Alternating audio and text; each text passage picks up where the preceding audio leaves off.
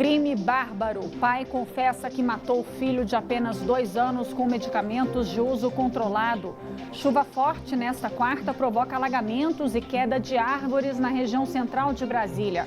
40 horas sem energia. Enquanto a SEB está em greve, comerciantes da Asa Sul contabilizam prejuízos. E mais, em depoimento, o policial militar que matou o médico disse que agiu em legítima defesa. Boa noite, eu sou Juliana Cury e o Band Cidade, segunda edição, já está no ar. Seja muito bem-vindo.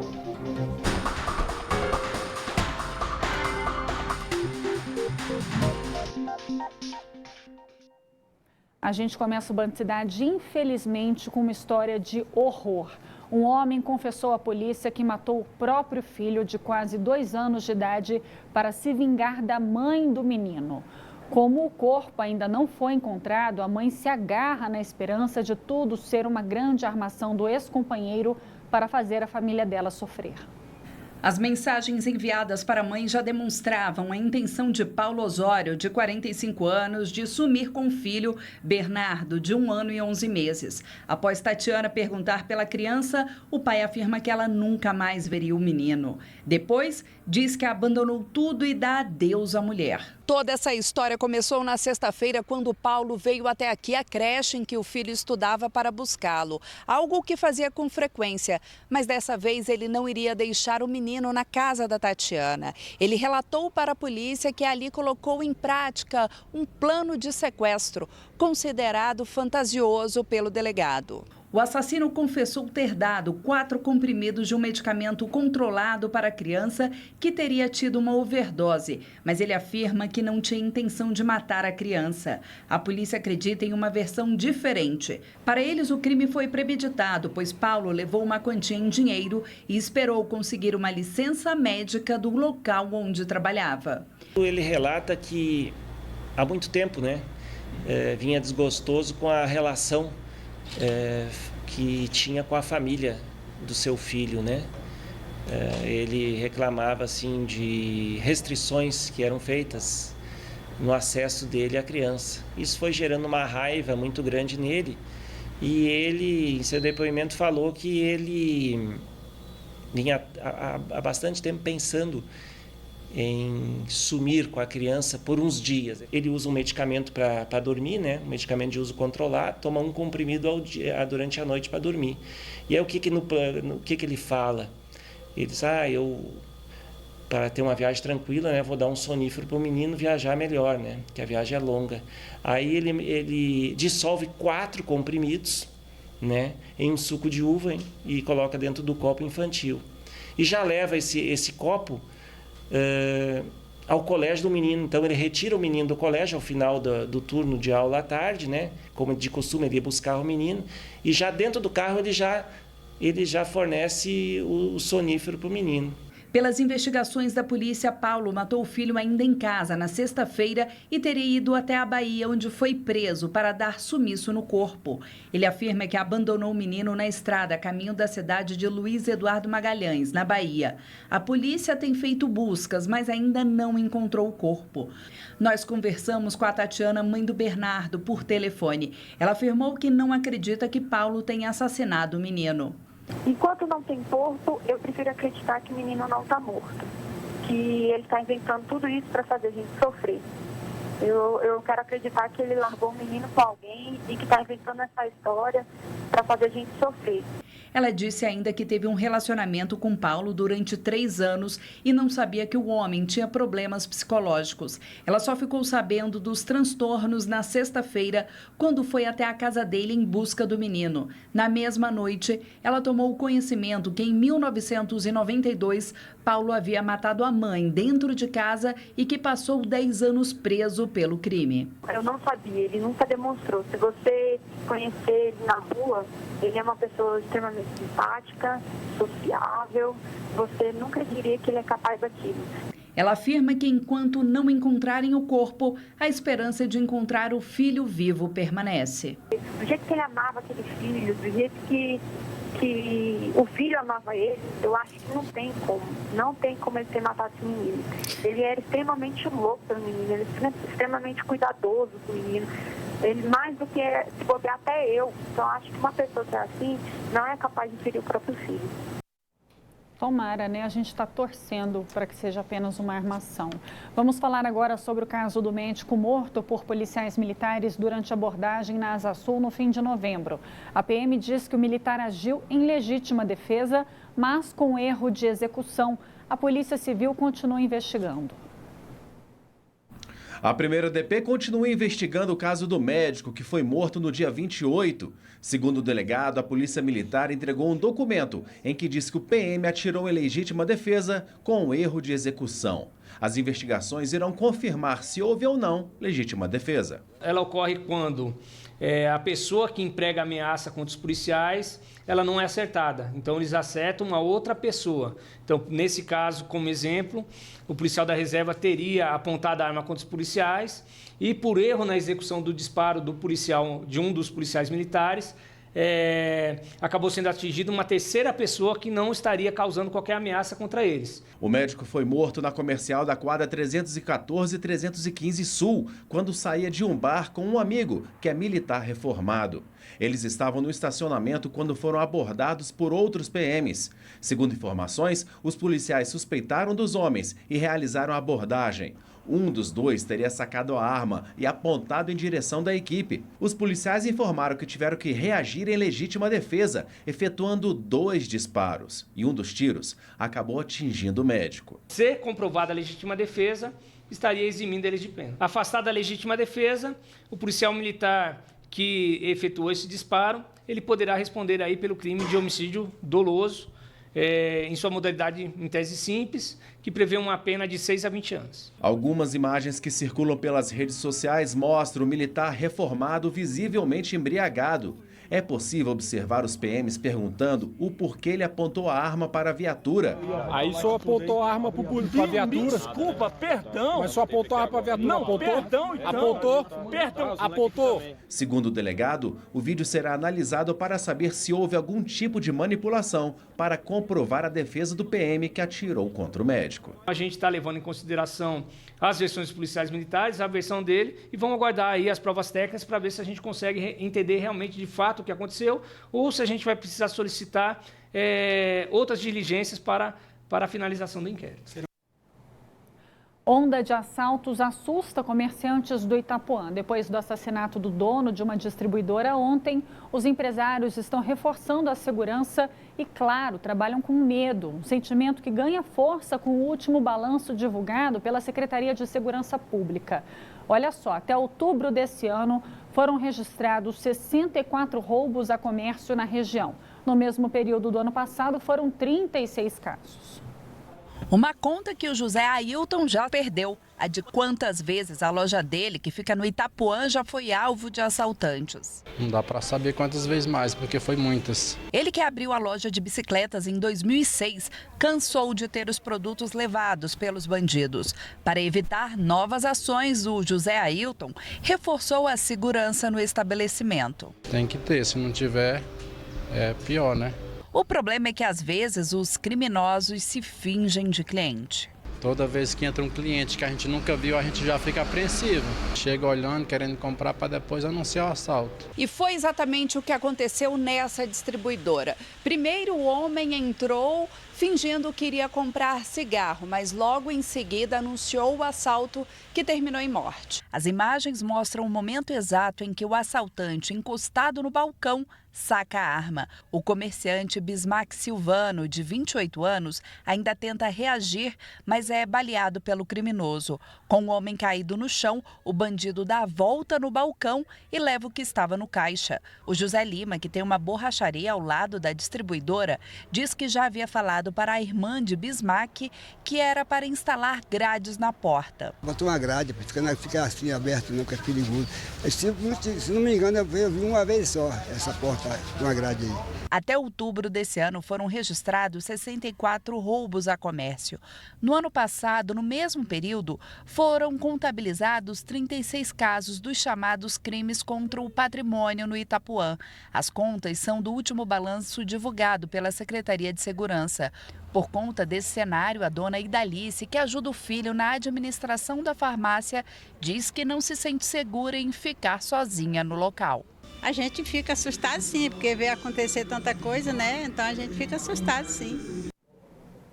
Em nota, a Polícia Militar informou que está atenta aos problemas de criminalidade na região do Itapuã e que todos os dias pessoas suspeitas ou autoras de crimes são presas na cidade, bem como armas de fogo são apreendidas. A PM ressalta que não é possível manter uma viatura fixa em cada quadra da região. Completamente às escuras. É assim que estão os moradores e comerciantes da 408 Sul. São cerca de 40 horas sem energia, ou seja, desde segunda-feira. Uma situação que pode estar longe do fim, já que os servidores da SEB começaram uma greve sem data para acabar. Em resposta, o governador Ibanez Rocha pediu pressa na privatização da companhia. O processo começou em agosto. Desde segunda-feira, os comerciantes da 408 Sul têm enfrentado problemas com a falta de energia. Em 3 dias, a Lorena, que é dona dessa clínica veterinária, tem colecionado prejuízos. Fica sem ar-condicionado também, então fica complicado, eu não consigo ver direito como é que eu vou fazer uma avaliação clínica no animal sem conseguir ver ele direito, né? E isso além das internações que eu tive que encaminhar todas, não dá para fazer internação aqui sem luz. Então, todos os meus internados eu tive que encaminhar para outras clínicas. Cirurgia eu perdi 3 de segunda para cá, né, de hoje, porque eu também cancelei a de hoje já, porque eu não sei se vai voltar. Então, a gente, assim, o prejuízo está gigantesco. Mas a dor de cabeça causada pela queda de luz não é de hoje. Na semana passada, o forno do restaurante do Rodrigo queimou por conta da instabilidade da energia. A gente teve prejuízo com o forno combinado, com o motor central dele, que é R$ 7.500, o motor central do forno. No break já foram uns 2 esse ano. Sábado o sistema travou porque o Windows ficou lá inicializando, não conseguia funcionar. E para complicar ainda mais a situação, a greve dos funcionários da SEB entrou no 2º dia. A companhia informou que os chamados dos consumidores estão sendo atendidos pelas equipes de plantão por ordem de chamada. Mas os comerciantes dizem que acionam um serviço, só que nada é feito. Não faz sentido eles demorarem tanto tempo para uma área comercial ainda. Os funcionários da SEB resolveram cruzar os braços em uma tentativa de pressionar o governo a garantir a manutenção de benefícios. No entanto, no portal da Transparência é possível ver algumas distorções no pagamento dos benefícios. Em alguns casos, mesmo o salário sendo maior do que o outro, o benefício pago chega praticamente ao mesmo valor. A empresa propõe a retirada do ticket natalino e ainda a redução na remuneração de férias. Durante uma entrevista, o governador Ibanez Rocha falou que o impasse só reforça a necessidade de uma privatização. Nós tivemos acesso ao áudio de parte dessa entrevista. Então, é a prova de que nós estamos no caminho certo quando eu trato da privatização da SEB. Você tem, por exemplo, ao invés de se pagar 1/3 de férias, se paga 90% de férias. A greve deles é uma greve injusta, uma greve que penaliza a população do Distrito Federal. O que eu vou fazer daqui para frente é acelerar o processo de privatização da empresa. O governo da capital deu início à privatização da SEB em agosto deste ano. O Banco Nacional de Desenvolvimento Econômico e Social será o responsável por elaborar o projeto. Os acionistas da SEB aprovaram a privatização em junho em uma proposta que prevê a venda de 51% das ações da empresa. O restante continuará nas mãos do GDF. Olha, já passou da hora de privatizar a SEB, a nossa companhia energética, que ao longo dos anos foi acumulando prejuízos que hoje são impagáveis com recursos da própria empresa. O rombo passa de 1 bilhão e 200 milhões de reais. A estatal se encontra no vermelho, dá prejuízo todo ano. Mas nos últimos governos, diretores e sindicalistas assinaram acordos, vejam que caras de pau, para distribuir participação nos lucros. Lucro? Que lucro? Em razão do acordo do ano passado, por exemplo, somente em 2019, a SEB foi obrigada a distribuir 2,8 milhões de reais em lucros de fantasia. Esse salto foi ainda maior no ano anterior, quando a SEB pagou o dobro, 5,6 milhões de reais de participação de lucros, entre aspas. Em país que respeita dinheiro público, muita gente na SEB estaria na cadeia, ou ao menos teria sido condenada a devolver o dinheiro embolsado ilegalmente. Inclusive, aqueles que recebem salários superiores a 42 mil reais por mês, mais do que o dobro do salário do governador, por exemplo. Isso sem contar auxílio babá e outras regalias revoltantes pelas quais agora eles fazem greve. A Defesa Civil emitiu hoje de manhã um alerta de chuvas fortes para esta quarta-feira e não deu outra. Choveu em vários pontos do DF. Como sempre, teve alagamentos em alguns lugares. Pelo WhatsApp do Band Cidade, recebemos imagens da 208 Sul, onde motoristas tiveram que subir num dos canteiros da rua para escapar da enxurrada. Quem passou pela via N1, próximo ao anexo dos ministérios, também sofreu com as fortes chuvas. Os motoristas se arriscaram para passar pelos pontos alagados. Na 411 Sul, uma árvore caiu sobre um prédio. De acordo com o Corpo de Bombeiros, ninguém se feriu. Segundo o IMET, o tempo continua instável e as chuvas fortes podem durar pelo menos até o fim da próxima semana. Uma das principais recomendações da Defesa Civil é para quem está no trânsito. Caso o motorista não consiga ver o meio-fio, o ideal é mudar de rota para não perder o veículo, nem arriscar a vida. Em caso de alagamento, a dica é sair do carro imediatamente. Falando em trânsito, vamos ver então imagens do nosso helicóptero da Band News FM sob o comando do piloto Rodrigo Vasconcelos, imagens do repórter Rafael Procópio, ali da subida do Colorado, mais cedo um pouco, movimentação até que tranquila por lá, apesar da chuva, já estava chovendo nesse momento, mas a movimentação até que estava tranquila no momento dessa filmagem. Agora a gente vai acompanhar a volta para casa pelas câmeras do DR em tempo real, ao vivo. A gente começa no Eixão Norte, altura da 204, pista molhada, movimentação tranquila nesse trecho, mas a gente sabe que no final da Asa Norte sempre complica um pouco. Vamos para a Épia Norte, então, ver como é que está a subida do Colorado agora. É nesse trecho que a gente está vendo, não dá para ver muita coisa, acho que é um pouco do balão do torto, mas a subida para a BR-020, olha, agora mudou, dá para ver que tem muita lentidão, como sempre nesse horário ali, na subida do Colorado para Sobradinho. Agora a gente vai para a EPTG bastante movimentada, trânsito praticamente parado, paciência para o motorista que está por lá, muita lentidão na EPTG e a gente encerra o nosso giro na Ponte JK, subida ali para o Jardim Botânico, Lago Sul, está até que andando, o trânsito não está tão puxado assim, mas a pista está molhada, então prudência para o motorista que está por lá. E nessa época de chuvas, os brasilienses temem um aumento no número de ataques de escorpiões aqui no DF. As informações com o Leandro Aislan, direto do estúdio da Band News FM. Oi, Leandro, boa noite para você.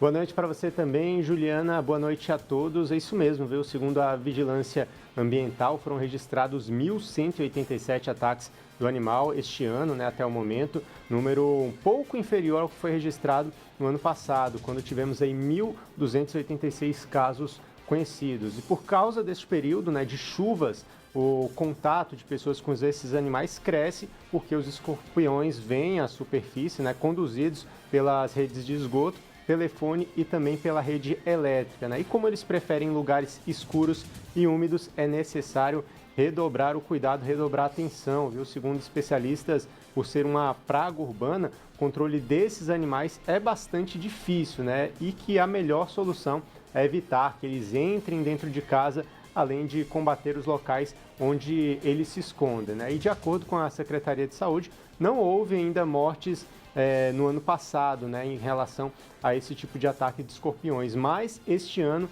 tivemos, né, a gente lembra aqui a morte do menino Christian Souza, de apenas 4 anos. Né, ele morreu depois de ser picado por um escorpião enquanto dormia, Juliana.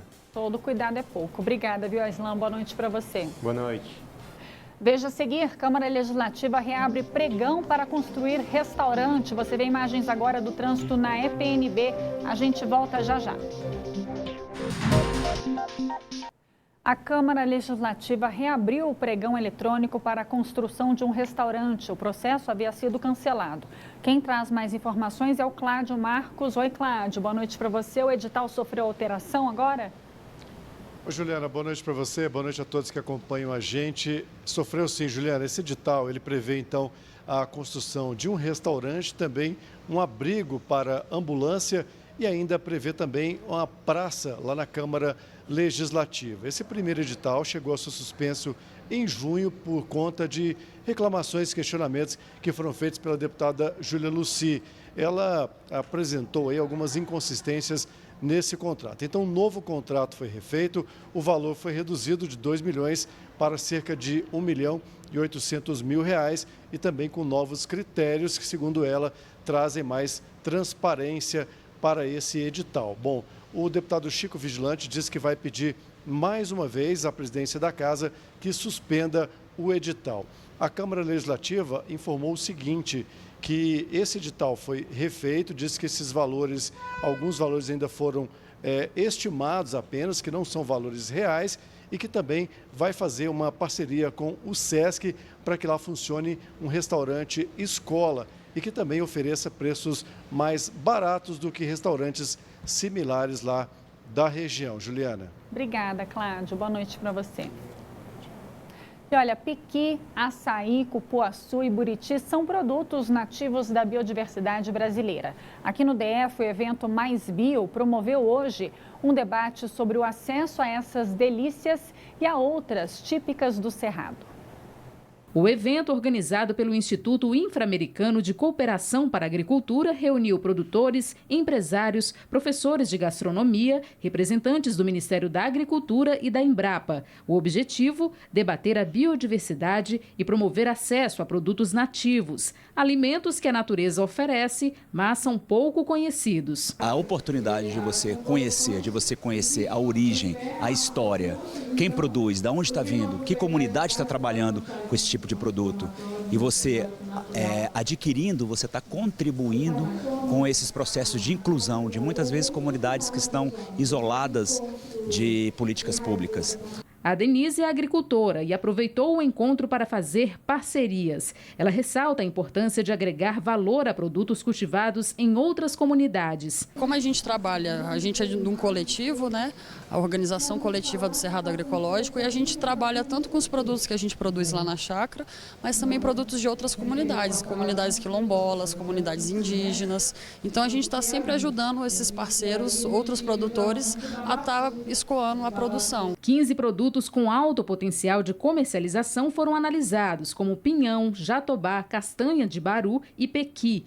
Nesta primeira edição, o Mais Bio debateu a biodiversidade, expondo produtos importantes para a identidade do Brasil e para gerações futuras. Fazer um evento onde a gente traga produtores, onde a gente traga academia, a gente traga poder público, a gente possa trazer empreendedores para discutir valorização de produtos dos biomas brasileiros, acima de tudo, eu acho que já é uma grande conquista.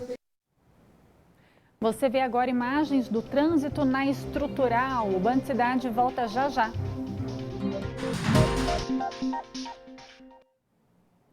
Essa é para quem gosta da boa gastronomia. Começa nesta noite o Festival Gastronômico Português. O evento vai até amanhã no setor hoteleiro sul e é uma oportunidade para quem não resiste à culinária lusitana. As receitas são assinadas por um chefe português e levam frutos do mar, pescados, carnes e muitas outras opções. Veja só. Um intercâmbio de sabores vindo diretamente de Portugal para Brasília. O menu harmonizado às delícias portuguesas é assinado pelo chefe lusitano Gil Martins, que há mais de 15 anos prepara os pratos portugueses. Sem dúvida que trouxemos ingredientes muito bons. Nós trouxemos de Portugal mais de 100 quilos só de ingredientes. Com o apoio da Embaixada de Portugal, ela foi possível. Por isso que é uma parceira importantíssima, né? Porque entrou, conseguiu converter o que ela tem de direito de uma mala diplomática a nosso favor. Então, por isso que esses insumos chegaram até a cidade e chegaram até nosso hotel. Brasília entrou nesse roteiro gastronômico graças à parceria entre a rede Windson de hotéis, a empresa aérea TAP e o Hotel Português Dom Pedro. A intenção é que realmente isso possa se tornar cada vez mais parte realmente do calendário gastronômico de Brasília. Mas se você acha que o festival é feito apenas de bacalhau, vinho e queijos, está enganado. Dá uma olhada nessa mesa. É ou não é de dar água na boca? Os organizadores do evento lembram do crescimento de brasileiros que escolheram Portugal para morar. Por isso, o festival também será realizado na Europa, sob o comando de um chefe brasileiro. Vai acontecer em Lisboa, será muito mais importante para a cidade, porque será também um evento para promover Brasília como destino turístico.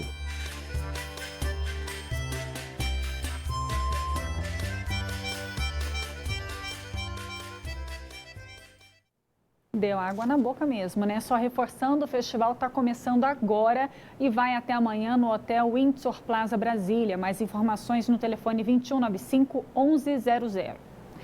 E um turista está desaparecido na Chapada dos Veadeiros desde domingo. Ele foi levado por uma tromba d'água.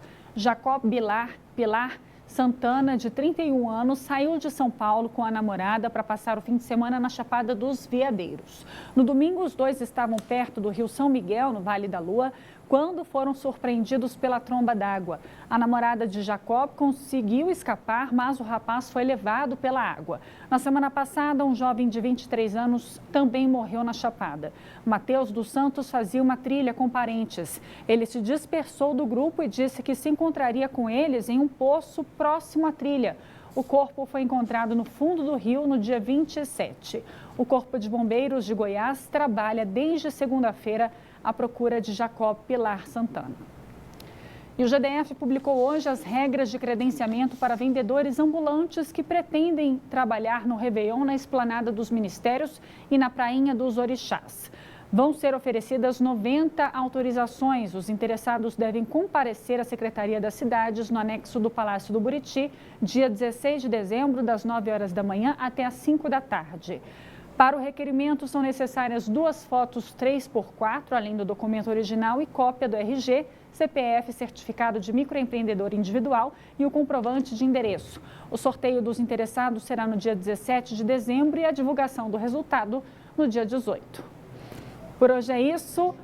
Obrigada pela sua companhia. Lembrando que a gente tem o WhatsApp do Band Cidade. Anote aí o 999769204, que aparece aí na sua tela, 999769204. Então manda pra gente a sua denúncia, a sua sugestão de pauta. E a gente fica por aqui. Vem aí o Jornal da Band. Boa noite para você. Até amanhã.